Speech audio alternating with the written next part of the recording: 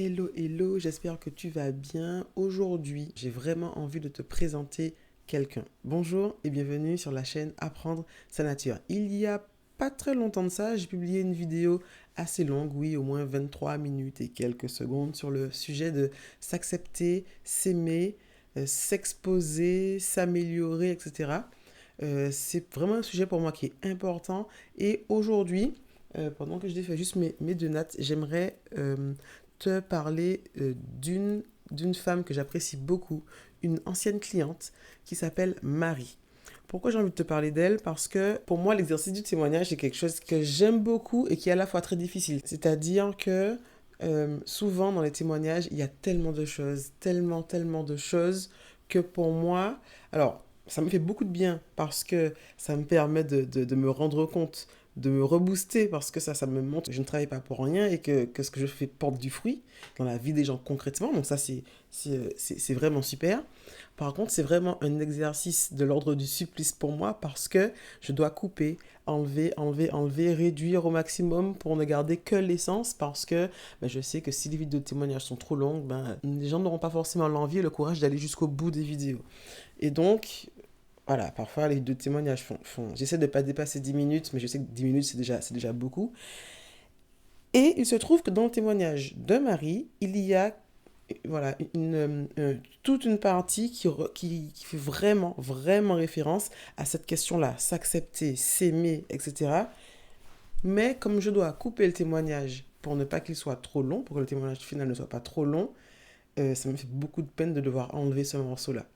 Et si je le laisse, c'est trop long. Donc voilà, c'est une vraie torture.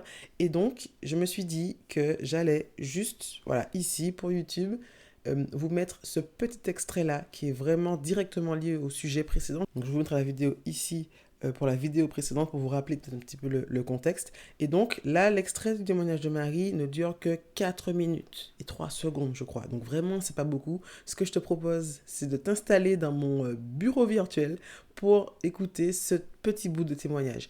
Et si tu souhaites aller plus loin, eh bien, le témoignage plus long de Marie, sans ce morceau-là, vraiment ce morceau-là est vraiment pour YouTube, le reste du témoignage sera sur mon site, je te mettrai le lien directement en dessous dans la barre de description de la vidéo. Je te laisse regarder ça et je te dis à tout à l'heure. Le cheveu africain est décrit comme quelque chose de dur, de sec, de peu malléable, de pas beau, quelque chose qui ne pousse jamais.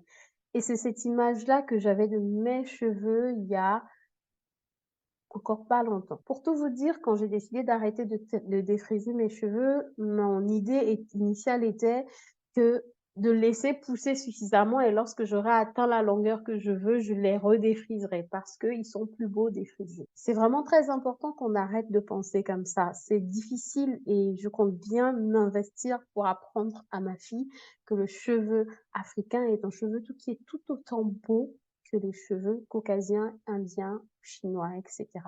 Il faut juste apprendre à s'en occuper, apprendre à les aimer, apprendre à déconstruire un petit peu tout ce qui, volontairement ou involontairement, est rentré dans notre tête sur nos cheveux.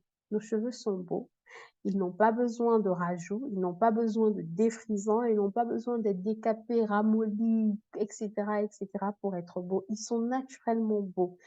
L'inconvénient qu'on a, la faiblesse qu'on a eue, c'est que nos parents n'ont pas souvent pu nous apprendre à nous occuper. Ils nous ont dit que pour qu'il soit beau, il fallait être défrisé puis tressé. Et ben maintenant, il faut qu'on avance. Il faut qu'on soit. J'ai vu une vidéo d'une personne qui disait qu'il faut qu'on soit la génération qui change les choses. Eh ben, je le dis. Il faut qu'on soit la génération qui change les choses. Qu'on se réveille et puis qu'on apprenne à aimer nos cheveux, qu'on apprenne à s'en occuper et puis qu'on l'apprenne à la génération d'après. Pour que la génération d'après, et moi, en le parlant, je pense à ma fille, la génération d'après puisse ne pas grandir avec cet handicap-là. Handicap de se dire que nos cheveux sont quelque chose de moche, qui ont besoin d'être cachés sous une perruque ou un foulard, quelque chose d'ingérable, qui ont besoin d'être défrisés, qui sont insupportables lorsqu'ils ne sont pas défrisés ou pas lissés. Nos cheveux sont magnifiques, ils peuvent pousser, ils sont aussi forts, vous n'imaginez même pas comment ils sont forts et en plus de ça, on peut faire tout ce qu'on veut avec. Inscrivez-vous, vous saurez. Je me sens plus belle littéralement plus belle. Je suis pas maquillée, je n'ai rien, mais je me sens plus belle. Je me sens mieux dans ma peau. Je n'ai pas besoin de faire quoi que ce soit pour me sentir mieux dans ma peau, pour me sentir, j'irais même jusque dire nécessaire. C'est bête, hein, mais pour me sentir nécessaire dans mon rôle de femme noire. Dans mon rôle de femme noire. C'est beaucoup lié à mes cheveux, beaucoup lié à la liberté qu'ils m'offrent aujourd'hui, beaucoup lié au fait que je sais quel objectif je peux atteindre avec mes cheveux. Les miens, pas ceux que j'ai rajoutés, pas ceux que j'ai couverts, les miens. Et la fierté que je ressens est une fierté que je ne saurais même pas décrire. La fierté de savoir que je peux être belle en 5 minutes. En me levant le matin, je peux être belle en 5 minutes. C'est hyper important pour une femme de se sentir bien dans sa peau et c'est particulièrement difficile pour celles qui ont accouché. Je ne sais pas s'il y a des gens qui ont accouché dans ton entourage, mais quand moi j'ai accouché, mon corps a complètement changé et je me suis sentie différente, moins intéressante, moins attirante. Je me suis sentie comme diminuée. Je me suis sentie maman et plus femme. Je me sens femme. Je me sens belle, je me sens nécessaire, je me sens importante. Pas seulement en tant que femme, mais en tant que femme noire, fière de ses cheveux et fière de moi. Ouais, je pense que ça s'inscrit.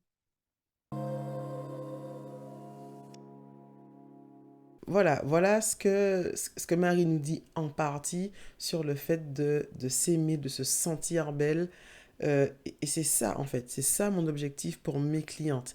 Et à la fin de sa vidéo, elle parle du fait qu'elle dit oui, ça s'inscrit. En fait, je lui avais demandé, enfin, je lui avais expliqué que ce que je fais, c'est pas juste une question de cheveux, c'est pas juste une question de beauté, mais c'est vraiment participer, contribuer à ce que la femme et la femme noire en particulier retrouve sa place dans la société. Et donc, je lui demandais, est-ce que ce qu'elle a vécu dans le programme, et est-ce que ce qu'elle en a tiré comme résultat s'inscrit dans cette démarche-là? Et c'est pour ça qu'à la fin, elle répond en disant oui, ça s'inscrit. Donc voilà ce que j'ai envie de te partager aujourd'hui. Ce ne sera pas plus long. Je m'arrête là. Je te souhaite de passer une bonne journée, une bonne après-midi, une bonne soirée en fonction du moment où tu vois cette vidéo. N'hésite pas à la partager si ce que Marie a dit, t'a dit, mais pourrait parler, aider d'autres personnes également. À bientôt pour une prochaine vidéo. Ciao.